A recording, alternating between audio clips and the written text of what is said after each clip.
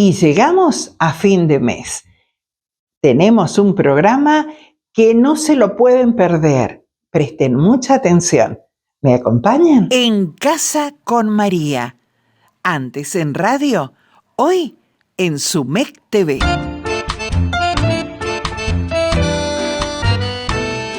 Para ustedes, abro las puertas de mi casa. Bienvenidos y disfrutemos juntos la magia de la tele. En Casa con María recibimos a Cecilia Del Ángelo para hablar de discapacidad. ¿Cómo estás, Ceci? Muy bien, María, contenta de estar acá una vez más en este espacio que nos brindas a nosotros, los que representamos un poquito a un sector de la sociedad que quizás no es tan conocido. Bueno, contanos qué nos has traído hoy. Hoy he traído una propuesta, un juego. ¿Te animas a jugar conmigo? ¿Jugar? Sí, vamos a jugar a un verdadero o falso. Uy, bueno, me encantó. Ay. A ver. Me pongo nerviosa. Ay, yo también. Mira, María, lo que yo voy a responder, si es verdadero o falso, son apreciaciones personales y subjetivas. Puede que sean verdaderas o falsas para otros, según la perspectiva. Eso puede variar. Bueno. Pero bueno, perfecto. A ver, te voy a hacer una afirmación y vos me vas a decir si es verdadera o falsa. O querés empezar vos con una pregunta. No, faltaba más. Bueno, empiezo yo. Por ejemplo, los docentes tienen 3 meses de vacaciones. Y no, es falso. Es falso. Sí, porque que yo tengo conocimiento, los docentes, si bien en la época de verano, tienen más tiempo, pero es falso porque no tienen los 3 meses completos de vacaciones. Tienen que cerrar el ciclo y ya ir planificando para el año próximo. Exactamente, hacemos jornadas donde planteamos los próximos objetivos, hacemos una evaluación de todo lo que hemos trabajado durante el trayecto del año, qué aspectos mejorar, qué aspectos fueron positivos y favorables. Así que no son 3 meses de vacaciones. Lamento desmitificar eso a mi pesar, porque estaría buenísimo, pero no. Pero lo sumo, yo creo que en verano los docentes, sumado y muy minuciosamente, 30 días, sí, 40 días como mucho. 40 son un montón, no. Y los directivos tienen 15 días aproximadamente y los supervisores muchos menos. Y estamos hablando del verano, en invierno, quédate. Así que bueno. Son 2 semanas que... Totalmente desterrado ese mito de que los docentes tenemos 3 meses de vacaciones. Bueno, ténganlo en cuenta porque mucha gente dice, ay, ¿qué se quejan los docentes si en verano tienen 3 meses de vacaciones? No. Negativo. No, negativo. Falso. Bien. Bueno, otro mito o verdad. Todas las personas aprenden igual. No, eso es falso. Falso. Hablamos en otros programas ya de las inteligencias múltiples. Una de las cosas que me han estado consultando y preguntando que quieren saber más. Así que para más adelante vamos a hablar de ese tema. ¿Cuáles son las inteligencias múltiples y cómo detectarlas en las personas? En todo, no solo en los niños, sino que también en los adultos. Todo, tanto en niños como adultos, tenemos nuestros tiempos de aprendizaje. Hay cosas que por allí podemos aprender rápidamente u otras no. Y bueno, cada uno tiene su tiempo. Bien. Otro mito o verdad. Las personas con autismo son todas iguales. Falso. Falso. El abanico del autismo es muy amplio. Pueden compartir ciertas características, pero no significa que sean iguales.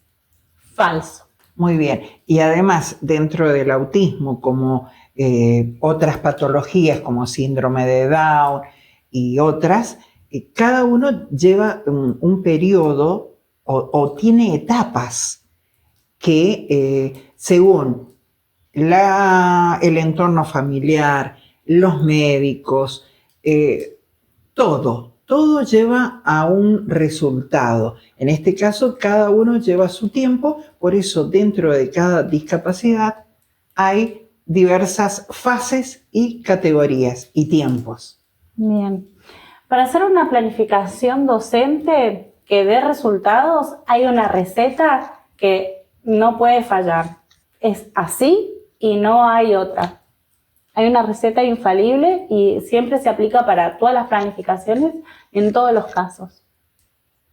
¿Y será así? Ahí no soy docente, pero no es sé. Falso. Es no falso. hay una receta para una planificación que sea igual para todos y que dé resultados positivos para todos.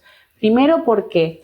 Porque ya sabemos que tenemos aulas heterogéneas, entonces tenemos diversas formas de aprender, como venimos hablando anteriormente, y también diversas necesidades. Entonces, los objetivos que vamos a plantear van a ser distintos para diferentes grupos de estudiantes.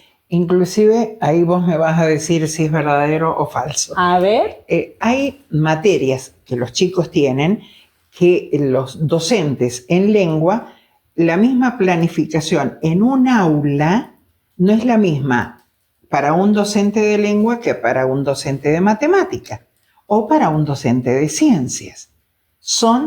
Por más que sean el mismo grupo de alumnos, llevan planificaciones completamente distintas. Bien, es verdadero y también a la vez es un poco falso. ¿Por qué? Es verdadero porque cada uno de los chicos a lo mejor van a hacer o se van a destacar más en matemática, entonces los ajustes van a ser menos, en lengua van a ser más a lo mejor, pero lo que es ahí que está entrever es que no tienen nada que ver una con la otra. Ahí sí que todas las áreas están interrelacionadas. No puedo yo planificar algo sola como individual, como profe de lengua, por ejemplo, y literatura, y no comentarle a mi compañero, profe de historia, por ejemplo, que estoy trabajando la leyenda o el mito, y que el profe no lo sepa y que quizás desde su área él pueda aportar desde la historia cómo surge o en qué época, o bueno, en general. Así que es verdadero que todas las planificaciones son distintas, pero a su vez es falso que no se interrelacionan. Bien, muy bien. Bueno, Mari, algún mito o alguna verdad que quieras saber más?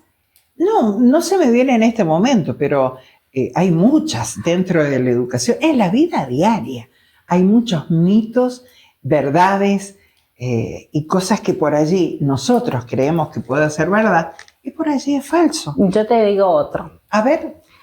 Llego a la escuela. Soy una seño nueva, llego a la escuela, me dan un grupo de estudiantes y me dicen, bueno, en tu grupo vas a tener un chico integrado, tiene discapacidad.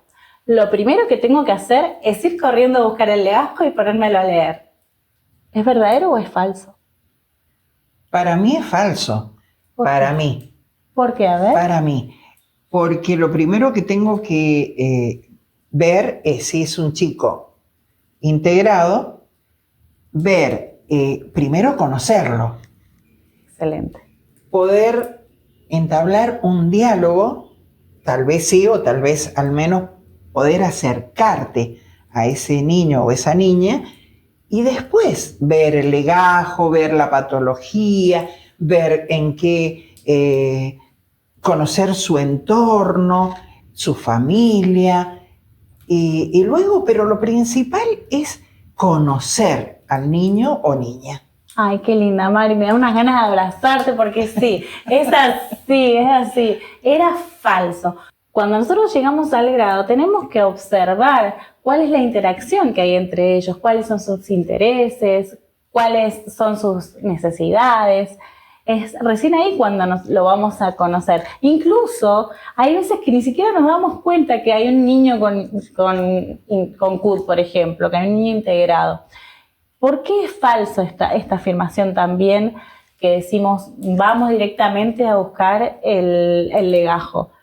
Porque quizás lo que dice en el legajo ya no es más así, porque van pasando el tiempo, la maduración del niño, los procesos son otros, los contextos, como bien... ¿No les ha pasado, Ceci, a vos o a otros docentes, ¿no?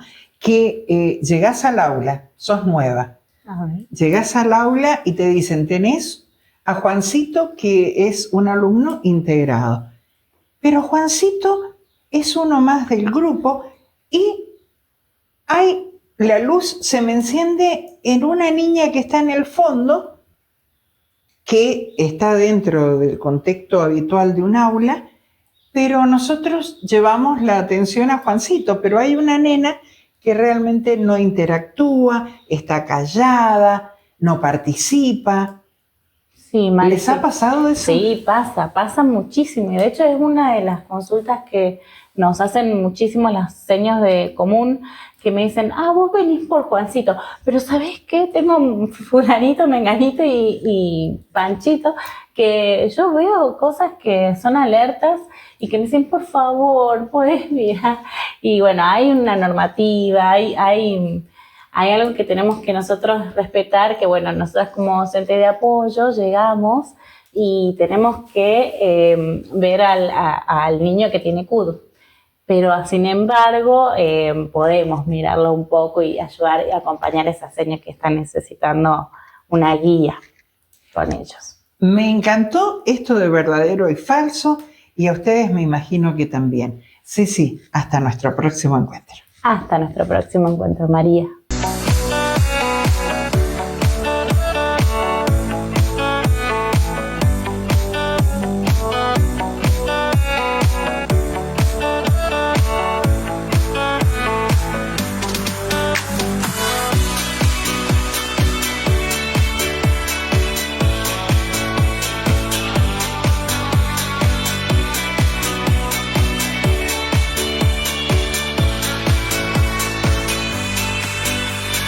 Y en este jueves vamos, porque me quedé intrigadísima, ya preparé la tierra, todavía no consigo guano, pero ya estoy removiendo la tierra, sacando los yuyos, todo, y estoy hablando de Cecilia Pica, del INTA, que está con nosotros nuevamente. Bueno, ya estoy haciendo la tarea. Buenísimo. Estoy haciendo la tarea aprovechando el solcito así de la siesta, porque después se pone fresco. Pero quedó la pregunta en el aire, ¿qué plantamos en primavera-verano en nuestra huerta? Una pregunta clave, pero que bueno, tienen mejores noticias que en la huerta de otoño-invierno, que por ahí las opciones son un poco menos. Así más restringidas y lleva mucho más cuidados. Sí, y también, bueno, hay algunos problemas que tienen que ver con la disponibilidad de agua, hay otras cuestiones a considerar. Las benditas heladas. También. Así que sí, en la huerta de primavera-verano tenemos muchas opciones y saber que existen esas opciones es importante para planificar. De vuelta yo van a decir que pesada con el tema de planificar y pensar. No, es que todo en la vida lo tenemos que planificar. Pero es necesario porque pensar en qué especies voy a poner y diseñar el espacio que voy a ocupar con esas especies es clave también para poder combinarlas. Muchas veces estábamos acostumbrados a hacer los surquitos completos de lechuga, de cebolla, de tomate. En las huertas familiares de menor escala es sumamente importante poder hacer asociaciones. Las asociaciones tienen que ver con vincular, por ejemplo, una hortaliza de hoja, como puede ser una lechuga, una selga, con alguna hortaliza que produzca un fruto, como el tomate, berenjena, pimiento, y alguna otra que tenga su fruto bajo tierra, una papa, por ejemplo, un rabanito, una batata. En ese sentido, esa forma de cultivar, de aliar diferentes especies en un mismo espacio, facilita mucho el tema de control de plagas. Los insectos que van a una no son los mismos que van a otra, entonces no son tan atraídos directamente. Y también en cuanto a lo que es la absorción de agua y nutrientes del suelo. Tienen Bien. diferentes demandas, diferentes necesidades, y entonces se logra generar una especie de equilibrio. En ese equilibrio y en ese juego de combinar, que por ahí entonces hay que ser creativos, invitamos a la gente a que, bueno, de lo que les gusta pueda elegir y combinar en un propio espacio. Volvemos a esa idea de quizá romper un poco la idea de los surcos de una misma especie, sino ir plantando, si lo hacemos en surco, una de cada tipo, que en una huerta familiar es simple de manejar. Lo que tiene que ver con los surcos de una sola especie está más vinculado a las unidades mayores, en donde hay que trabajar por ahí con maquinaria, aunque sea una maquinaria de pequeña escala, pero que es necesario entonces reducir la cantidad de labores que tiene que realizar la gente. En cambio, en una huerta familiar, donde puedo dedicarle tiempo, donde quizá el trabajo de la huerta lo hago en la tarde, en un momento para desconectar del día a día. Entonces, y es una muy buena terapia. Es una terapia impresionante. Una terapia. Ya seguramente Marina, que nos está viendo seguro, me va a afirmar lo que estoy diciendo. Es una buena terapia trabajar con la tierra. Sí, y con las plantas. La naturaleza. La naturaleza. Y en ese trabajar con las plantas y combinar diferentes especies, también entran en juego lo que son las flores y lo que son las aromáticas en la huerta, que no hay que olvidárselas cuando lo vamos a diseñar y cuando vamos a decir, bueno, en este cantero voy a poner esto, siempre pensar en alguna aromática que se incluya en ese rango de especies y en algunas flores. Las flores por ahí que más se utilizan en la huerta son las caléndulas, algunos le dicen copete, pero porque son una especie vegetal que atrae mucho los pulgones, por ejemplo, y otro tipo de plagas, y sin embargo ella sigue floreciendo, se sigue desarrollando y concentra los pulgones sobre su propia planta y evita que el pulgón esté en la lechuga, que esté en la selga. Entonces, bueno, es sumamente importante eso, la incorporación de aromáticas, romero, lavanda, algún tomillo, bueno, la aromática que más le guste, porque albahaca también está bueno porque cuando uno va a buscar el tomate para hacerse la ensalada fresca, se trae una albahaca, se trae un orégano. Es importante considerar todo ese rango de especies al momento de elegir qué poner en la huerta. Pero algo principal, ¿dónde conseguimos las semillas? Bueno, fundamental. ¿Y cómo sabemos que esas semillas son buenas? Sí. Para sembrarlas? Bien, el tema de semillas también abre todo un mundo. Hay algunas especies en donde podemos trabajar con semillas y otras directamente con plantines.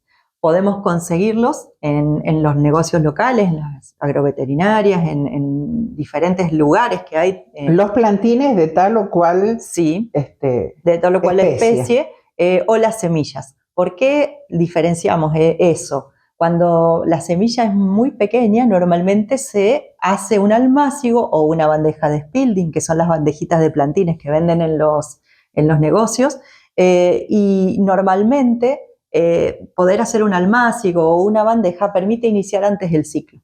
Ahora que estamos terminando ya agosto y iniciando septiembre, muchos ya hicieron esa siembra y entonces eso permite llegar a principios de octubre con plantines desarrollados. Poder hacer la siembra en un almácigo, que puede ser un cajón o puede ser una bandeja, como decíamos recién, nos da la posibilidad de iniciar antes el ciclo, sembrar ya mismo y en 2 meses tener el plantín. Y en ese periodo de tiempo, cuando viene frío o hay un riesgo de helada, poder resguardarlo, a diferencia de lo que es la huerta afuera. Entonces, esas son especies donde generamos plantín. Hay otras que se puede hacer siembra directa. Voy directamente con la semilla al cantero definitivo o al surco definitivo. En ese caso, normalmente es cuando hablamos de papa, cuando hablamos de alguna batata. Zapallo. Puede hacerse también plantín, pero normalmente el zapallo se maneja más en siembra directa, el melón. Yo guardo semillas de melón, sandía, zapallo. Sí, bueno, eso que vos decís es estratégico. Poder lograr nuestra propia semilla nos da autonomía, nos da independencia, nos da seguridad de la calidad de lo que estamos conservando. Entonces, cada vez que hacemos la huerta tenemos que pensar que alguna de las plantas no la vamos a utilizar para consumir, la vamos a dejar para hacer semilla. En el caso, por ejemplo, de la lechuga, de la selga, de ese tipo de hortalizas, con una planta que dejemos, tenemos después miles de semillas. Nos alcanza para una familia fácilmente. Con lo cual, una o dos plantas de la huerta de cada una de las especies es muy recomendable que nos aseguremos de dejarla para producir nuestra propia semilla. Entonces, así, cuando termina la temporada, allá por marzo-abril, que la planta empieza a entregarse y empieza a florecer y a producir la semilla, las extraemos. Después podemos hablar un día, si querés, de cómo hay que hacer la extracción de cada tipo de semilla. Sí, por favor. Y de cómo hay que conservarla. Y eso nos permite tener esa independencia y esa autonomía. No tengo que ir a comprarla, no tengo que ir a pedirla o intercambiarla, sino que tengo en mi propia casa una especie de almacén de semillas. Sí, vos sabés que a mí me gusta mucho consumir, aunque está un poquito cara en el mercado, el tema de la palta. Ajá. Y yo voy guardando la semilla de palta. Aquí en la zona, ¿es propicio que nazcan las plantitas de palta? Bueno, el tema de la palta tiene como principal enemigo en nuestra zona las heladas. Es tremendo como por ahí podemos llegar a perder plantas de palta por la helada. Pero hay en algunos lugares donde hay cierta protección, cierto reparo, mucho en el centro de la ciudad, por ejemplo, pero también en distrito lo podemos lograr ubicándola en un lugar que sea protegido o pudiendo protegerla durante el invierno.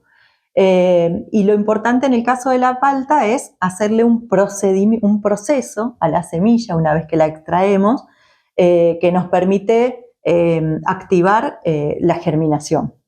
No hay que dejarla porque se deshidrata, no la podemos dejar guardada así como tal, sino que tenemos que iniciar, perdón por la mala noticia, tenemos que iniciar inmediatamente que la extraemos de la fruta un proceso, que si querés en algún momento te lo cuento. Sí, por favor, porque me encanta la palta y quiero... el sueño mío es tener una planta de palta en casa. Uh-huh. Sí, es posible. Hay que tener muchos más cuidados que con otras especies, pero es posible. Sí, muchísimas gracias. Muchas gracias a vos, María Inés. Hoy en Casa con María tenemos un regalo para ustedes de la mano de Pepe Gutiérrez.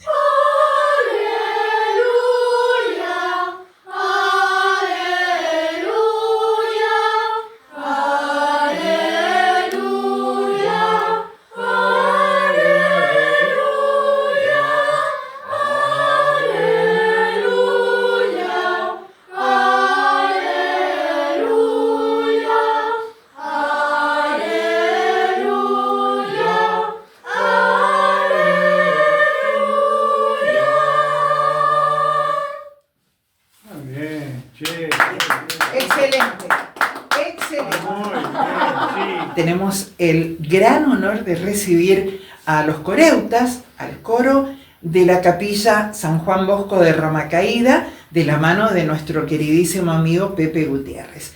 Y vamos a charlar con parte de los coreutas, en este caso, ¿con quién? Isabela, Carmen, Lourdes y Pilar. Bueno, bienvenidas a nuestra casa, es un placer recibirlas. Ustedes son de ir a la parroquia, a la capilla, y allí... Todos los domingos. Bien.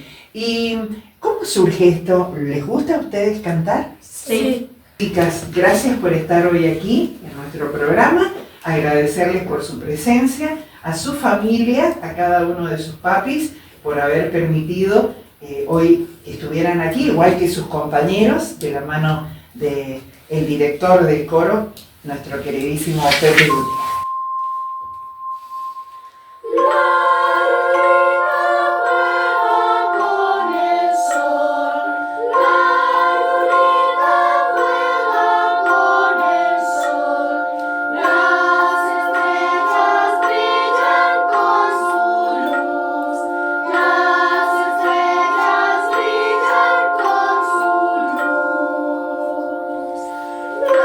La luna respira.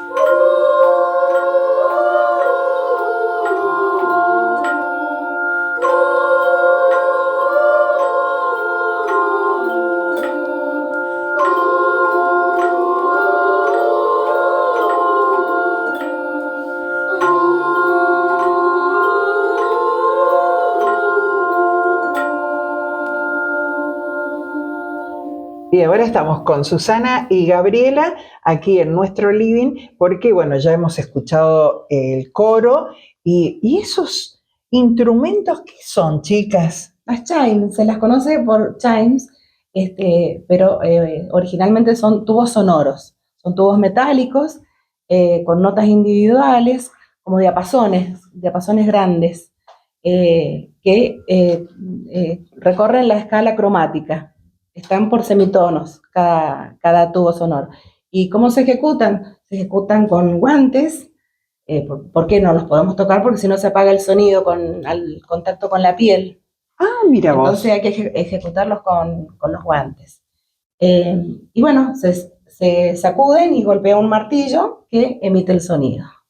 Qué lindo. ¿Y eso desde cuándo? Eso no es invento de Pepe Gutiérrez, ¿no? No, esto es un instrumento europeo que viene a reemplazar un poco las verdaderas campanas, que serían de bronce, pero estas son mucho más prácticas, entonces son elaboradas industrialmente. Las campanas que siempre hemos visto en películas, en documentales, creo en que las iglesias. Generalmente la mayoría son de bronce por el sonido.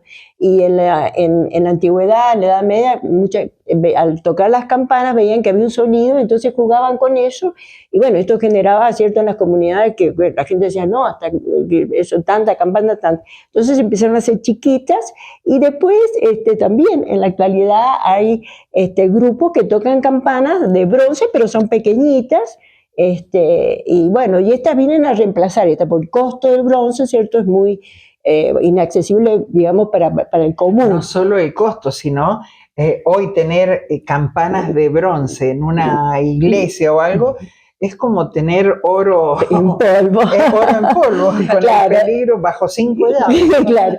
Entonces esta elaboración industrial, que es de origen también europeo, bueno, se distribuye.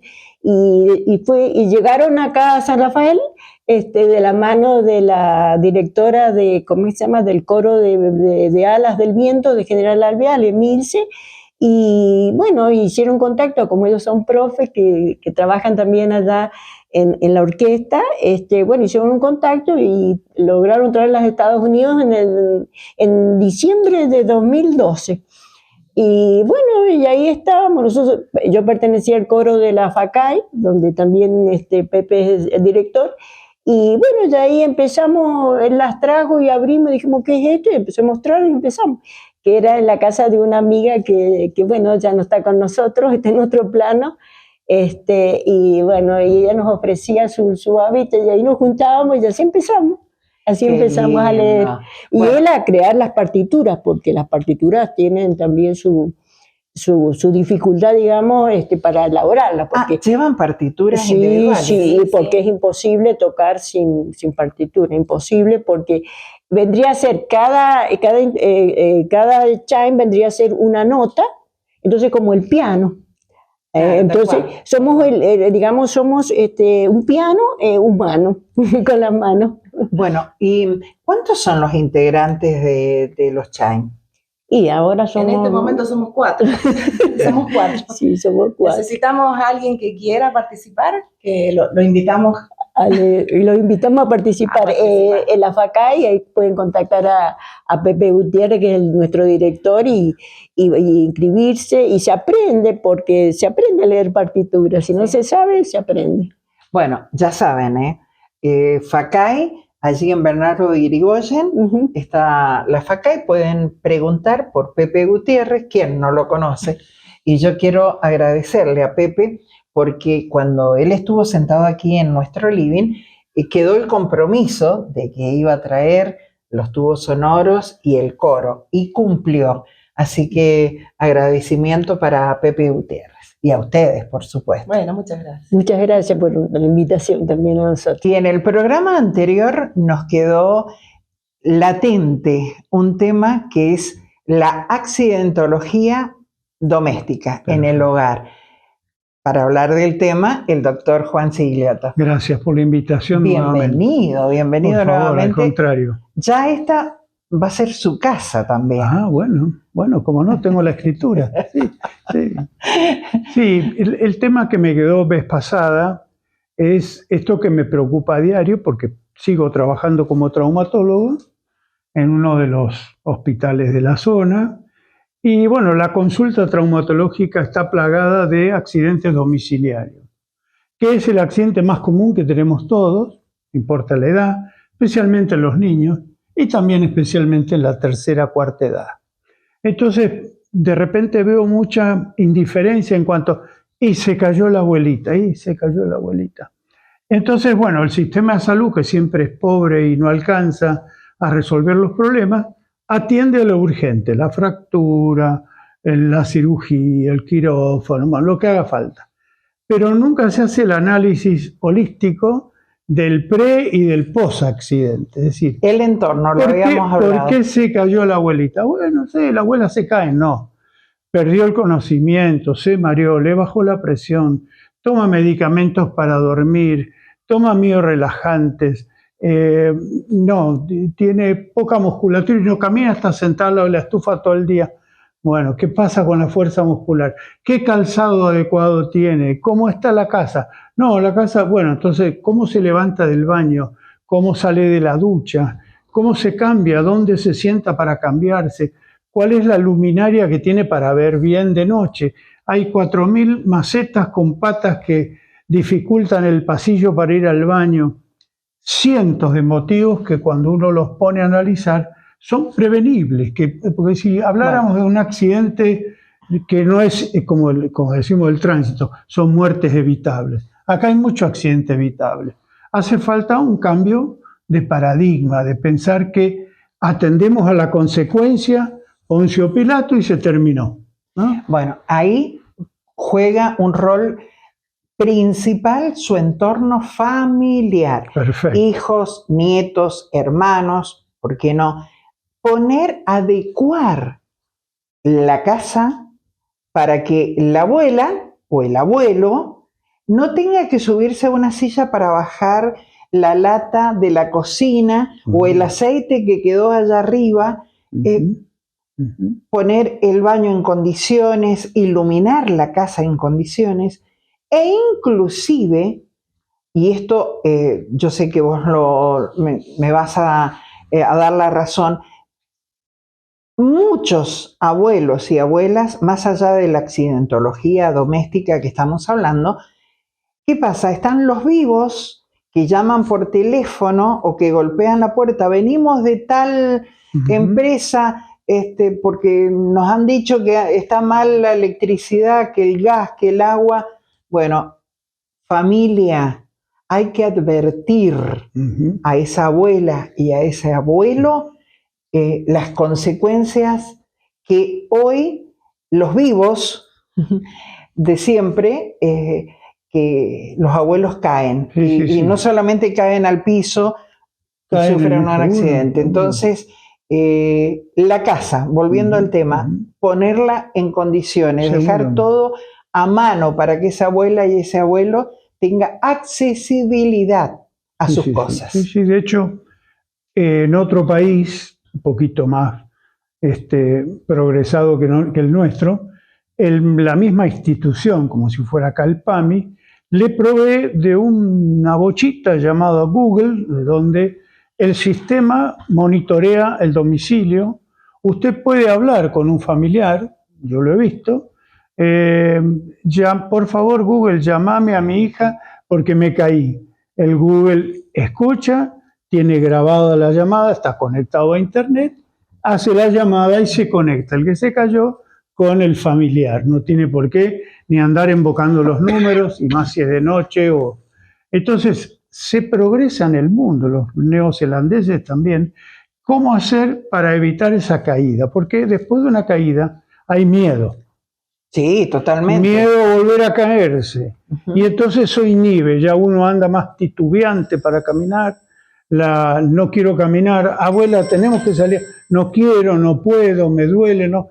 Entonces cada vez nos va ganando la quietud, va ganando la pérdida de fuerza en las piernas y por supuesto van aumentando los riesgos de accidentes. Entonces después de los 60 años está estimado, por lo menos en Nueva Zelanda, que el 100% de los que tenemos más de 60 sufrimos alguna caída.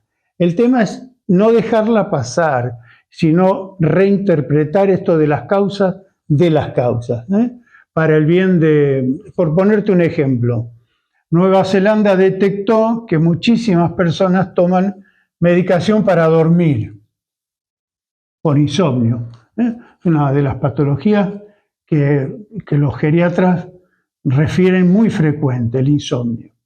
¿Qué pasa? Tras que tienen pérdida de fuerza muscular y pérdida de habilidades físicas para caminar, toman medicación que relaja la musculatura.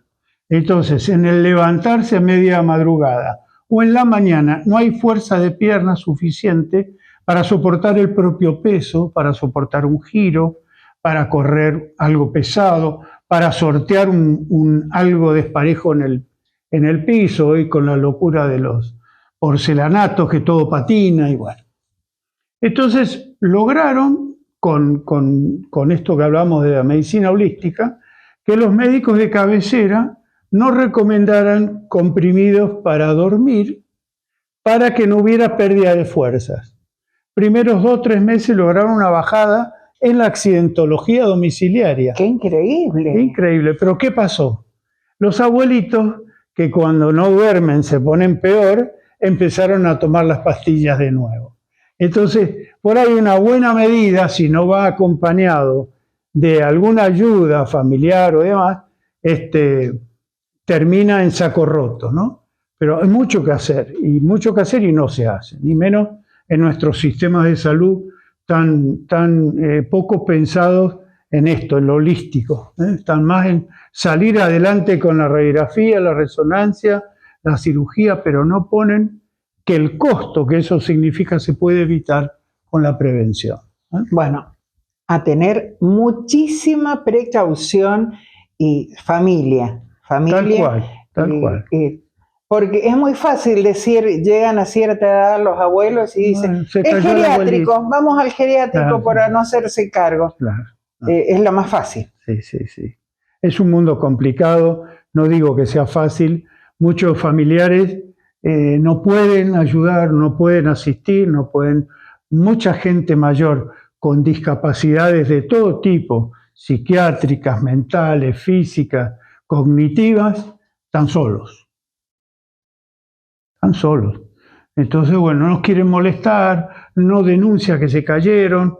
Mamá, ¿qué te pasó? Nada, no pasó nada. Fueron caídas que ya empiezan a hacer el prodromo, el anuncio de lo que puede ser algo peor. Una fractura de cadera, que es, después de los 75 años, es una de las comienzos del fin del paciente, ¿no?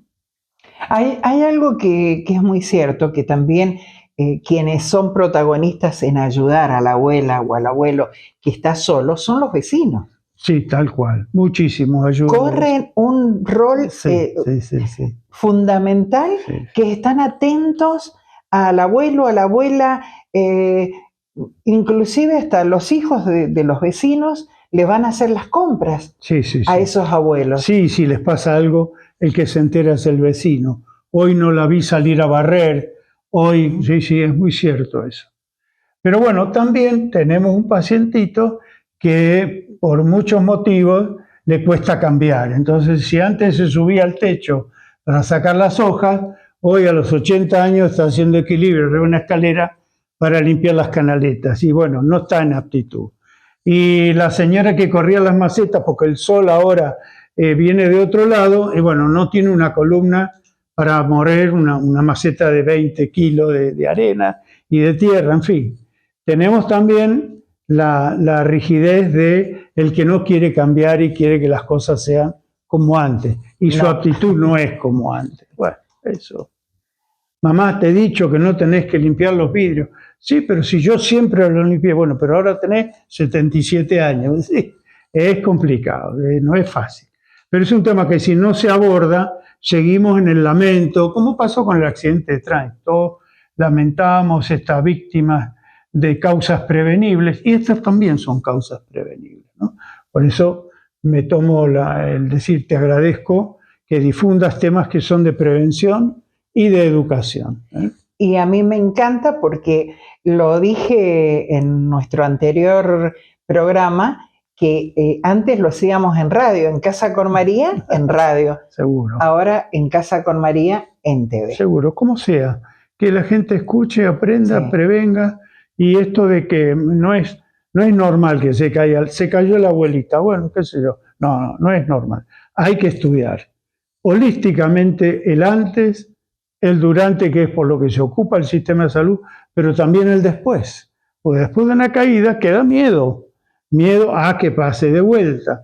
Miedo a pasar el tormento de una cirugía, de muñeca, de cadera, de costilla, de hombro, de platillo tibial. Todo lo que vemos a diario en nuestros hospitales. Y después la recuperación. Tal cual.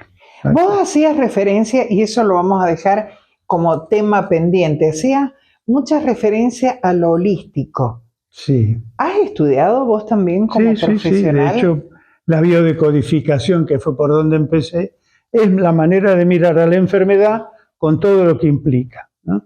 La almopatía, la medicina alopática, la que usamos todos, ha sido muy útil en recortar la parte humanística, ha recortado la parte emocional, y toda enfermedad tiene un correlato emocional, ¿no? Las almopatías que existen y que están presentes, no lo digo yo, lo dijeron los griegos 2000 y pico de años atrás, que en toda enfermedad hay algo más que solo el enfocar en la patología o en el germen, sino qué le pasa a esa persona, por qué, más que estudiar por qué una enfermedad es, para qué, ya mucho más complicado para explicar. Bueno, pero lo vas a explicar aquí en casa, ¿te parece? Bueno, ok, dale. Muchas gracias, Al Juan. contrario, gracias a vos. Y en este jueves seguimos malvinizando, junto a Tachi Flores, por supuesto. Hola, Tachi, bienvenido, ¿cómo estás? Muy bien, muy bien. Bueno, el martes quedé feliz con la nota con Nahuel Ascone. Bueno, si el martes te quedaste feliz con la nota de Nahuel Ascone, cuando veas la segunda parte, y bueno, no sé. Hay qué vas a una decir. segunda parte. Hay una segunda parte imperdible porque realmente cala un poquito más en lo personal, en lo geopolítico. Volvemos a hacer ese hincapié tan importante, ¿no es cierto?, para nuestro país, pero también para proyectarnos a futuro. Yo te diría que no se lo pierdan.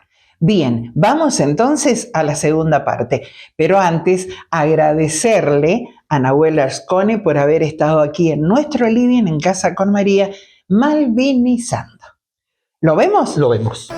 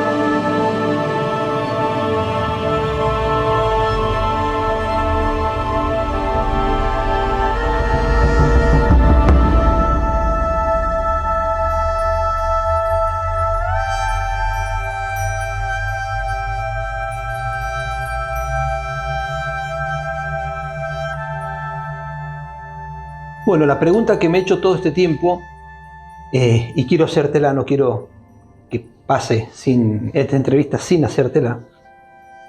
¿Qué pasaría si recuperamos Malvinas? ¿Qué pregunta? ¿Cómo sigue? Yo no sé cómo seguir, honestamente. Lo hablaba con el director el otro día, Juanjo, y me lo he hecho muchas veces. ¿Cómo seguiría mi vida? Es una hermosa pregunta, Tachi. Es una hermosa pregunta. Y uno se la hace y sueña con eso.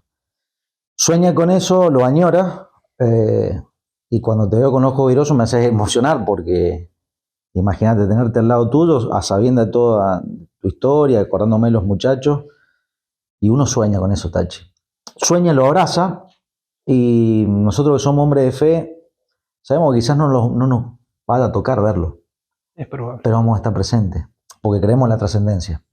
Y cuando vos estuviste ahí y estabas dispuesto a dar tu vida, es porque vos profundamente crees que este paso no va a ser en vano, por lo que nos toca, y que hay algo más superador. Por eso es que uno hace lo que hace, porque nosotros estamos luchando por algo que quizás no lo vamos a ver.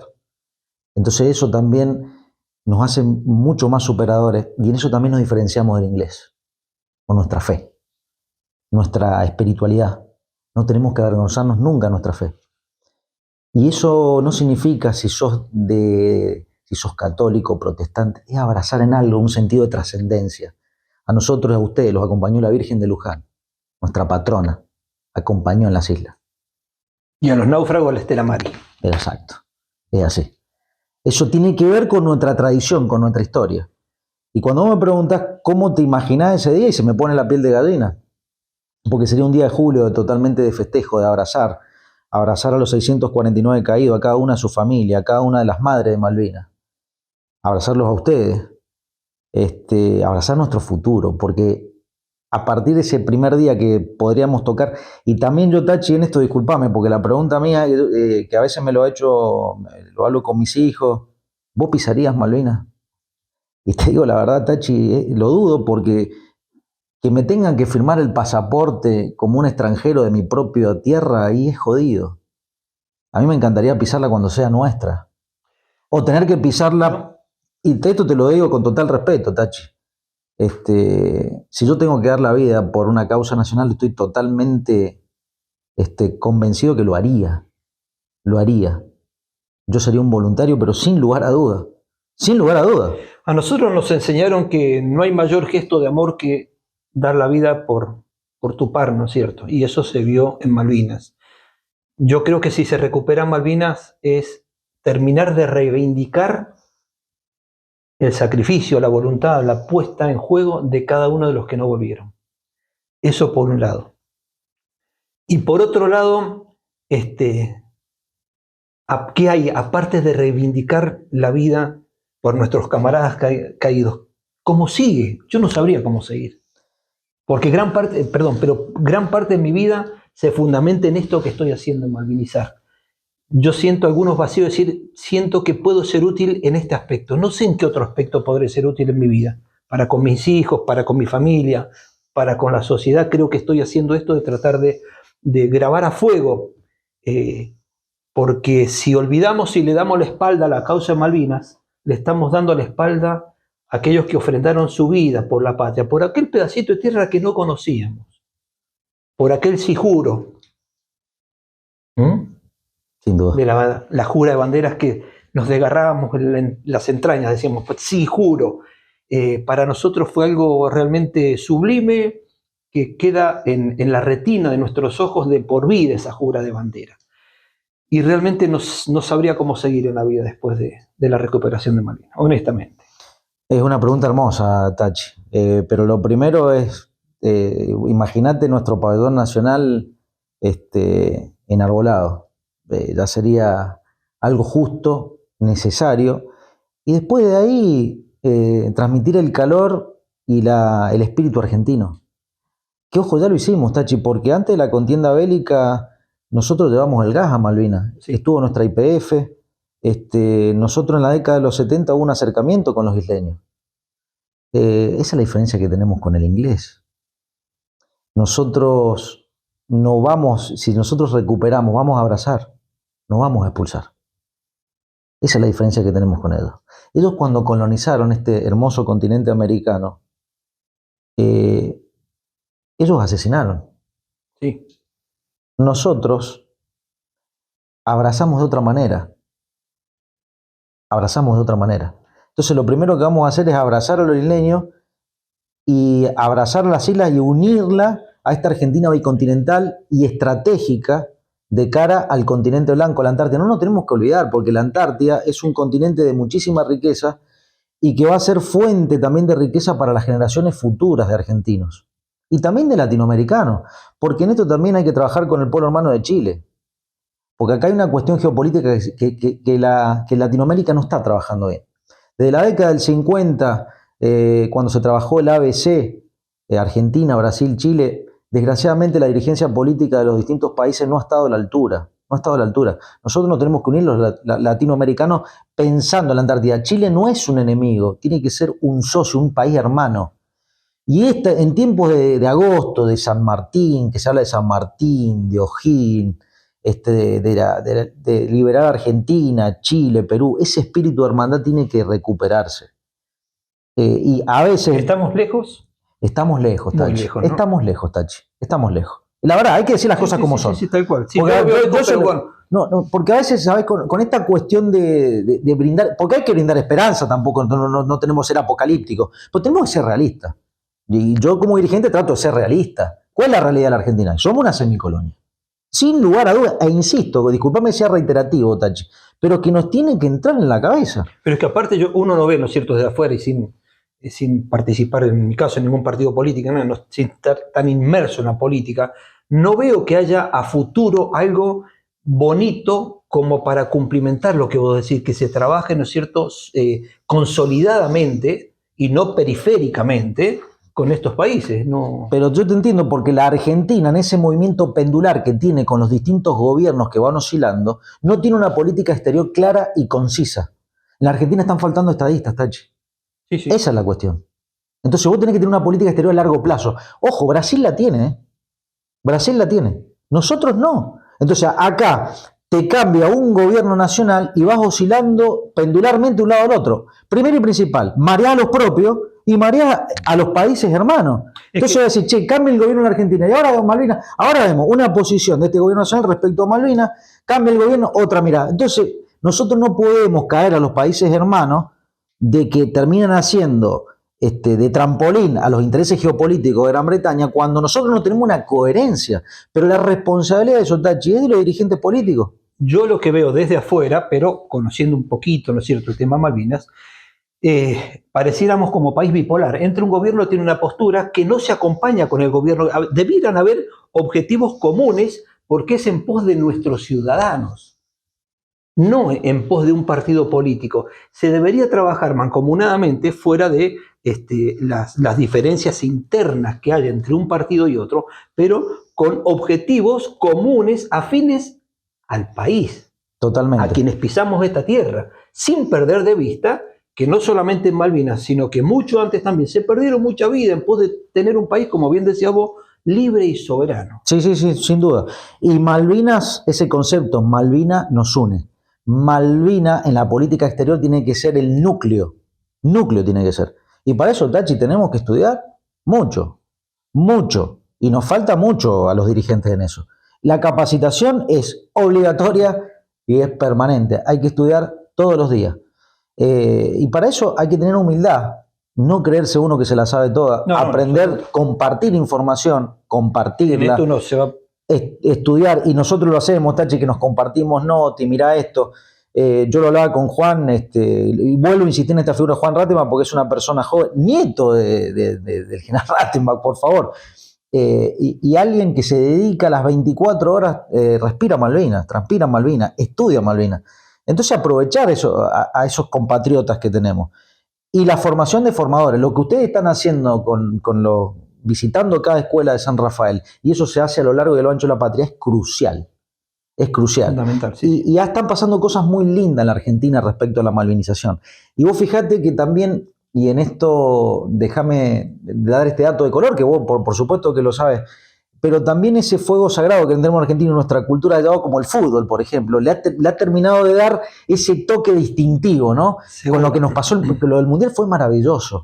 Fue maravilloso. Acompañó a la gesta de por Malvinas. Supuesto. La letra, no, a mí, yo cada vez que la escucho se me llenan los ojos de lágrima. Sirvió de mucho, pero no solamente para la gesta, sino para el país. Un país un tanto con la grieta, la desunión y todo.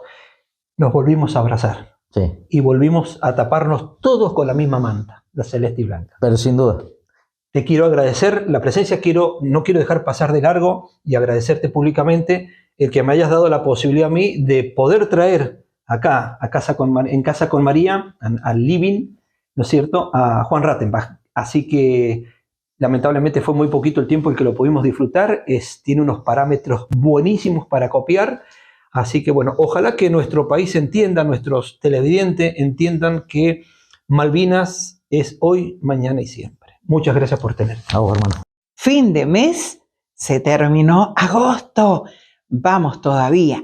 Y el martes ya recibimos septiembre con la mejor de las buenas ondas. ¿Dónde? Aquí en Casa con María. Bonito fin de semana. No se olviden de suscribirse a nuestro canal.